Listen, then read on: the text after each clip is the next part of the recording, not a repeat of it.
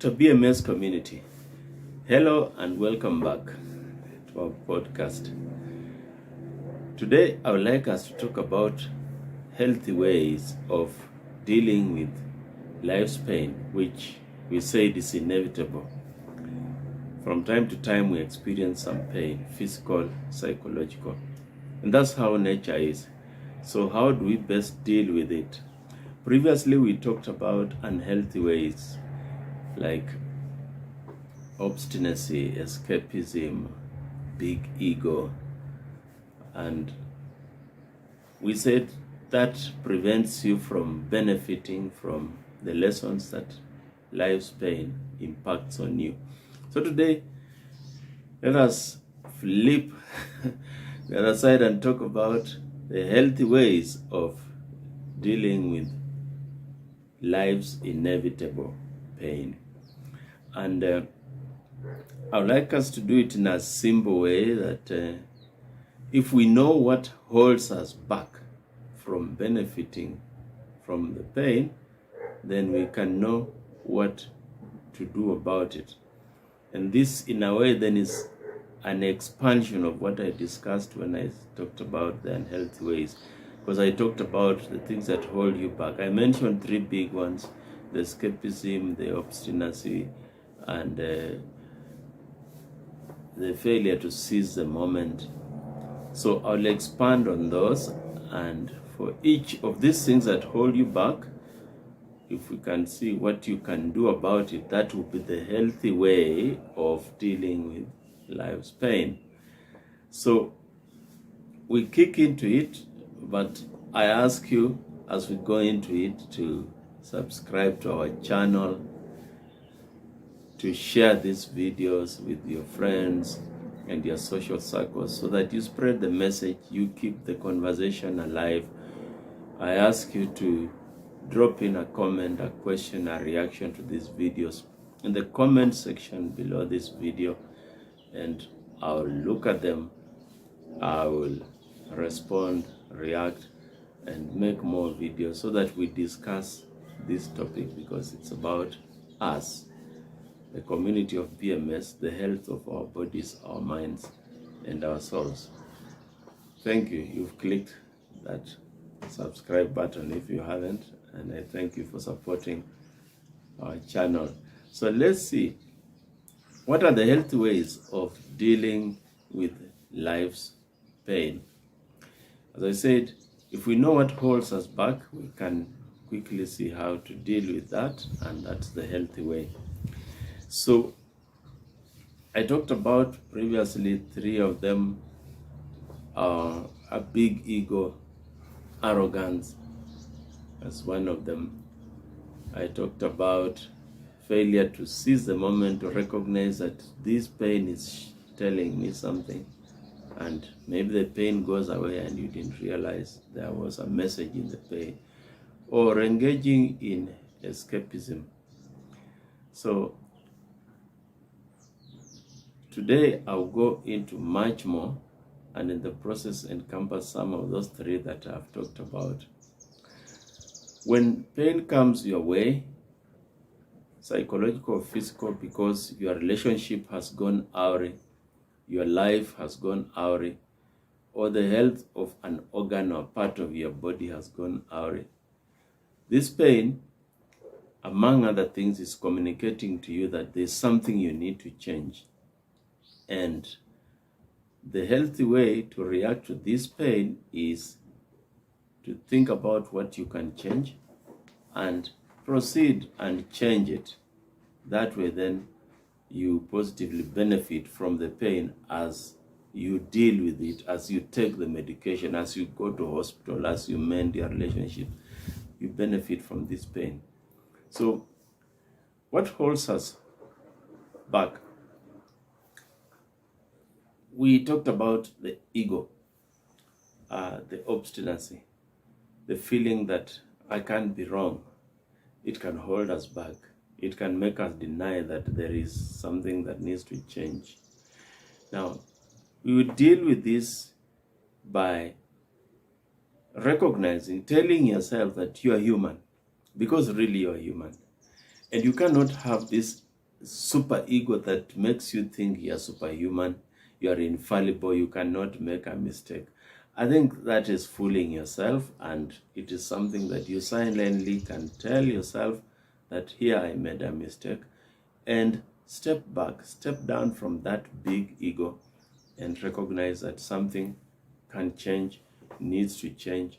That will be a healthy way of dealing with that pain. We also talked previously about seizing the moment. Don't experience pain and then just bear it without thinking about it. Tolerate it without thinking about it. The pain should be a prompt for you to think about it and see, like, what really caused this pain? Maybe I fell, so my foot is aching. Maybe I did not behave respectfully towards my friend, my family member, and that caused a strain in our relationship. And so that reflection, while the pain is still on, is the seizing of the moment, and it's the healthy way of dealing with it. I talked previously also about escapism, where you experience pain and you engage in pain-numbing behavior, just self-numbing, escapism, hedonism, diversionary methods, and you feel like that will make the pain go away because you want to do other things and not focus on the pain. That, in a way, is also not seizing the moment as much as it is about employing the wrong approach, because, like we said previously, that while it may take away that pain for that moment, but it never takes away the suffering, because as soon as the anesthesia you are applying, the hedonism the diversionary method you're applying, as soon as they end, the pain returns, the suffering is prolonged. And so a healthy way would be for you to confront the problem and avoid diversionary methods.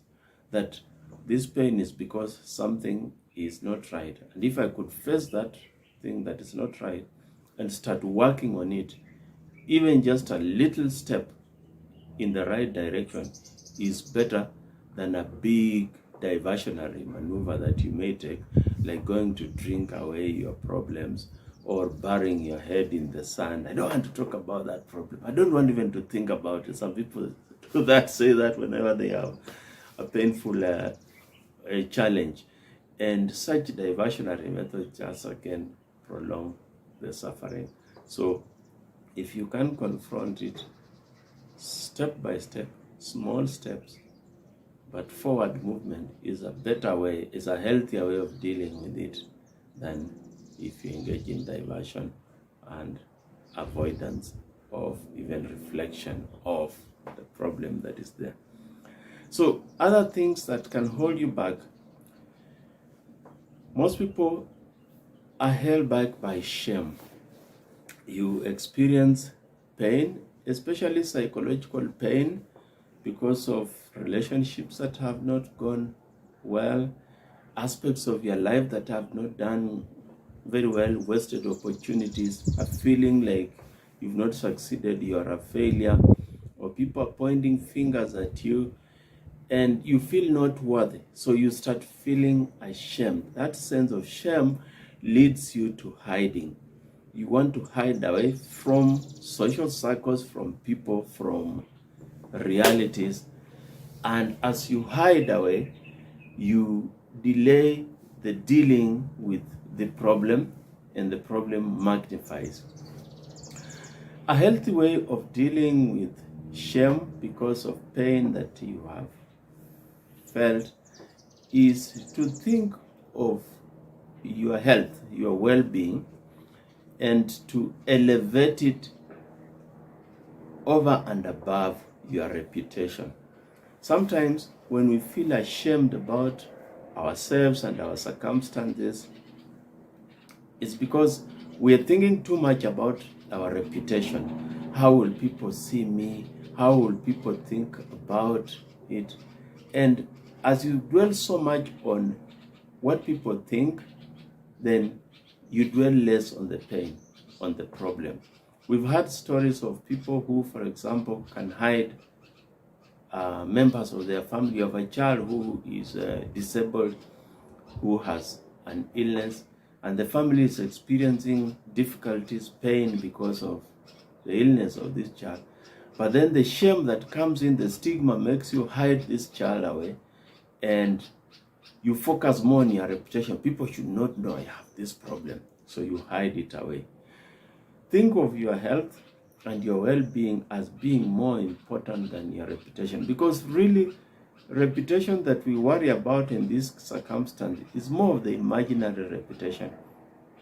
People will realize that you have a disabled child, or you have a disability yourself, or you have a health problem, and they will know this problem is not of your making per se. Most of the time is because of circumstances beyond you.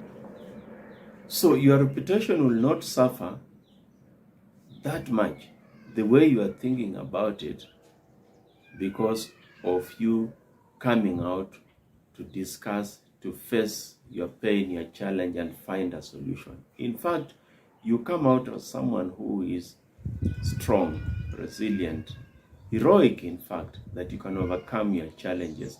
So that shame that you are feeling is mainly because of imaginations that are not based on reality. They are not truthful.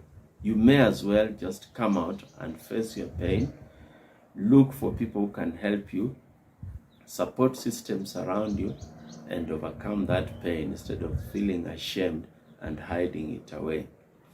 Sometimes it is fear, it is anxiety, fear of the unknown, anxiety, mainly coming from past failures or what you've heard, myth, legends.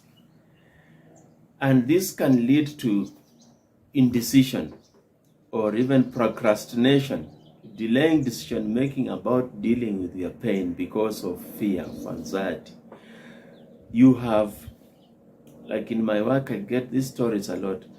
There's someone in the family who is engaged in addictive behavior, and the family, including themselves, are afraid it cannot be cured because someone else they had that problem and they went to a rehab and it didn't work. So these legends, these past failures, these imaginations are holding you back, and they are delaying your decision until the problem becomes big, much bigger than it was at the time you noticed it. And sometimes they rush into treatment in a precipitate way. You come into hospital and you are told your cancer is now advanced, we cannot cure it, and you may have just to prepare for the course to run until the end. You delayed because you feared, because people told you this will go wrong, if you go there they'll do this. A friend of mine went there, and when they came back this had been done. This fear can hold you from benefiting from acting on your life's challenge, life's pain, and it is something that you need to recognize and deal with it. And the way to deal with, the healthy way to deal with fear that is impeding you from benefiting from pain is to muster some courage. Take small but incremental steps. There are some things that you feel you can comfortably do. You can stretch out your hand. You can take a step forward, a small measured step, which if your fear indeed is true and things are going wrong, you can retrace your steps. So you can make a forward but measured step, and most of the time you'll find that your fear was unfounded. This step has given you some relief, and you increase on it. I don't know if you have heard of the Kaizen formula, where you do small incremental steps about something that create a big change. So for example, you have a family member who has a health challenge, addiction, an illness, You have a relationship problem within your family. You could just talk to a friend who you know can give you some good advice. And you could talk to this person even by using pseudonyms. You don't have to say it is you. You can come and make inquiries. People come to my center, Fountain of Hope, sometimes to just ask about how addiction is treated. What do you do, doctor? When people come to you, do you pray for them? Do you give them medicine? I want to understand. These people are starting to take small steps, like getting information, and when they go back home, they can take another step. Maybe come with the sick person also to listen to the explanation from the doctor. And soon, these small incremental steps build into something that overcomes the fear, the anxiety about seeking a solution to your pain, the Kaizen method. Some people do not benefit from the pain of the challenges they face in their life because of ignorance. I talked about people coming to seek for information in my center. Yes, ignorant. Some people live in a space where they do not know what really happens. That if you have a swelling on your foot and you go to hospital, they will cut your limb, they will cut your leg away. And so someone has lived with this huge swelling on the jaw for years, and now when it becomes painful or it starts to develop an ulcer, they come to hospital and ask, but you've had this swelling for 10 years. Why didn't you come to hospital? It wasn't really problematic.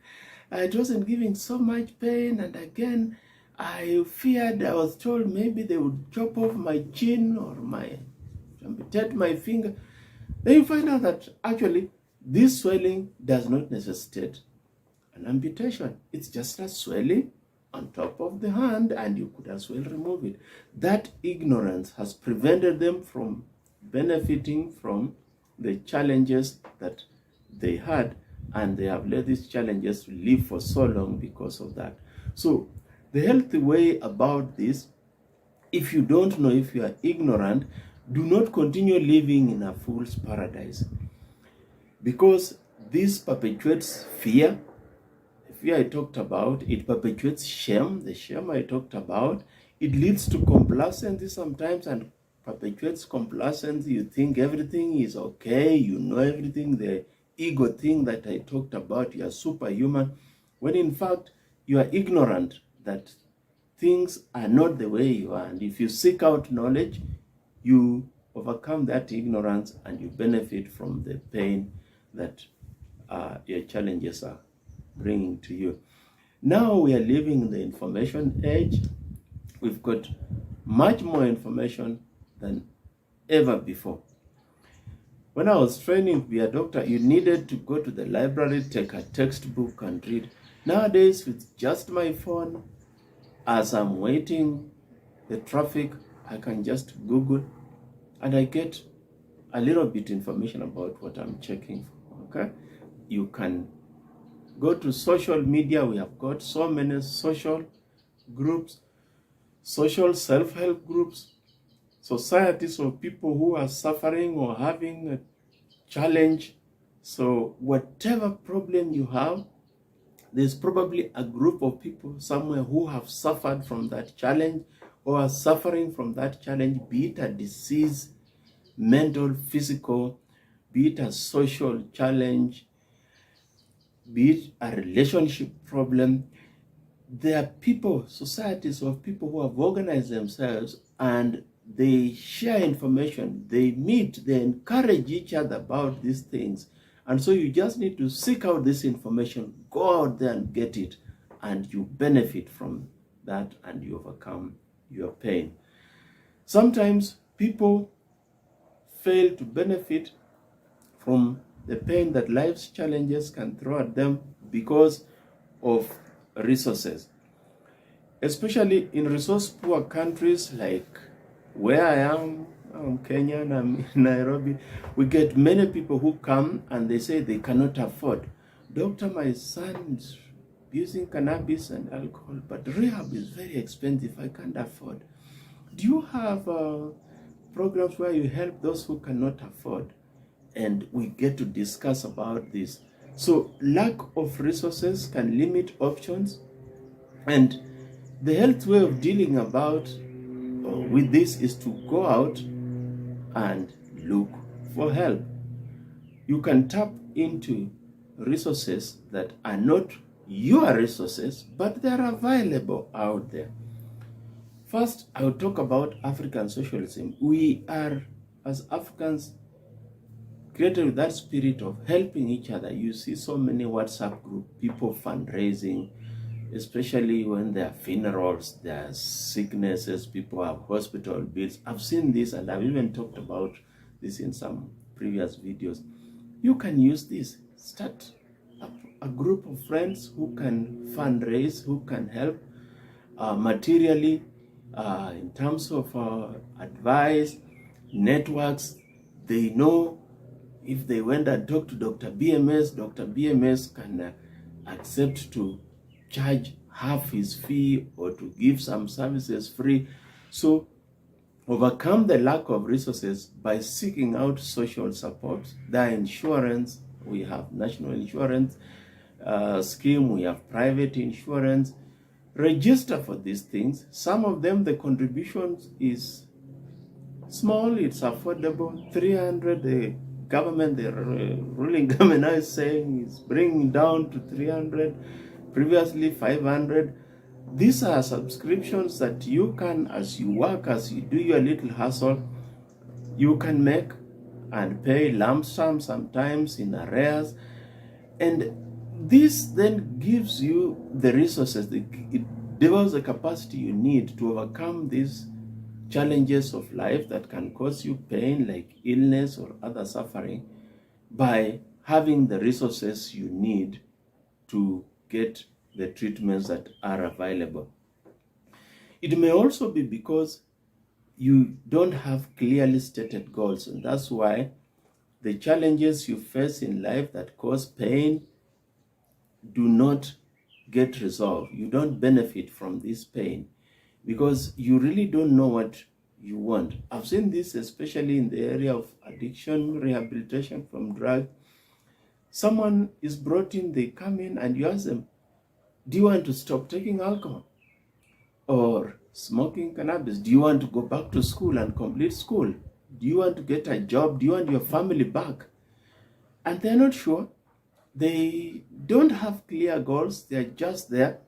And this prevents them because when you don't have clear goals, you do not know where you want to go. It denies you the focus you need to achieve that. So ask yourself, the healthy way, ask yourself what you want and be honest with yourself. Tell yourself what you want and go for it, instead of being ambivalent and then getting challenges because of this ambivalence and indecision, and then they come, the pain, the suffering is prolonged because you are not clear on what you want and you cannot benefit from the message that this pain is communicating to you. So be honest and go for what you want. That's a healthier way of dealing with it than when you are not sure what you want. Avoid unhealthy coping mechanism. I said this when I made the previous video about escapism, hedonism, diversionary methods. So you have pain, you have some suffering, and you do not want to deal with the core cause. You just want to alleviate the pain through temporary measures. Let me go smoke a joint, drink some alcohol, I forget my troubles. Let me take some pain numbing medication, and the swelling on your leg, in your tummy is continuing. You're continuing to take Panadol every day. How long are you going to take this Panadol? You have a problem within your family. And whenever someone comes, a neighbor, a relative says, I think we need to meet and discuss this quarrel you've had with your brother over the boundary of your land. We need to bring a meeting, your wife to come back to deal with your marital issues. I don't want to talk about it. I would rather not talk about it. And that escapism, that avoidance, that hiding your head in the sand is just prolonging the problem because it's a diversionary method, but it's not a cure. So the healthy way is to realize that pain alleviation is not a cure. Just alleviating the pain is not necessarily curing it. Curing a pain is going to the root cause, and you need to master the courage, get the support around you, family, friends, professional groups, experts like Dr. BMS, who can help you to deal with the root cause of your suffering, of your pain. That's a healthier way than escapism, than hedonism, which only take it away for a short period. Some people do not benefit from pain because they have low self-esteem. They have like a negative mindset. They do not believe things can work. So this has created some kind of pessimism in them, and a tendency to look towards worst case scenario, and this just builds a mental block. You feel nothing works, nothing can work, it's a waste of time, it can never work. So you resign yourself to your suffering, and now the suffering becomes like an occupation. You feel you are cursed, and you sink into self-pity. You want people around you to just come and pity, oh, he's really in problem, he's suffering, but he's not making any effort to get out of it. And you think some magical cures will come your way. Some people even go to join cults, and they are taken advantage of. We heard of the Mackenzie stories and those things where people come in with problems which they do not want to recognize as problems emanating from some specific place, a source, which can be tackled. They want to outsource this solution so much so that this Pastor Mackenzie in Shakahola can pray for you and you can have peace with your brother, when in fact you are not willing to meet your brother and just have a handshake of God, just hello, as a starting point for discussion. If a meeting is called by neighbors, by relatives, you don't want to attend the meeting, but you want to go to a pastor to pray for you. How is a pastor going to pray for you so that you achieve peace with someone you have refused to talk to? You know, it is not making sense even when you look at it from a biblical or religious point of view. So those unhealthy coping mechanisms, that low esteem, the negativity that is there, that makes you feel pessimistic and sink into resignation and self-pity, could just be the thing that is holding you back.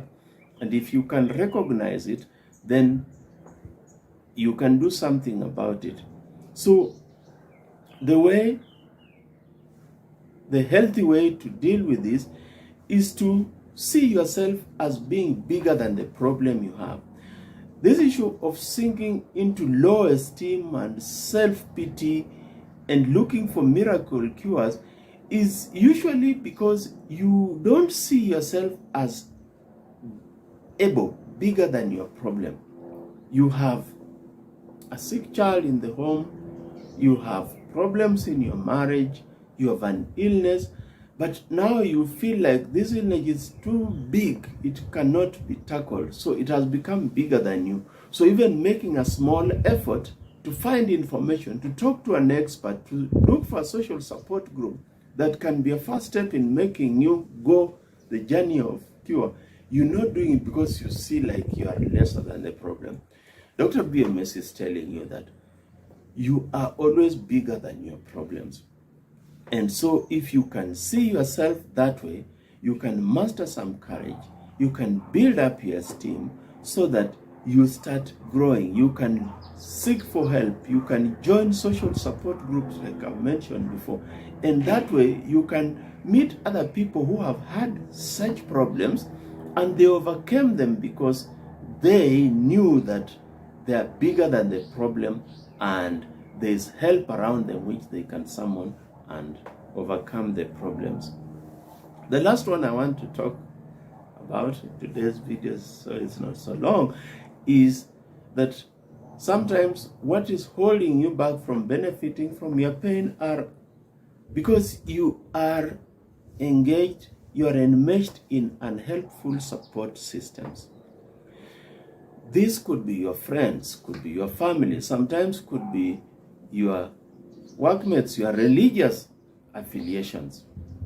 So you are in social groups, in cults, in relationships that are holding you back because these friends, these social groups are engaged in the very activity that you're trying to run away from, to solve.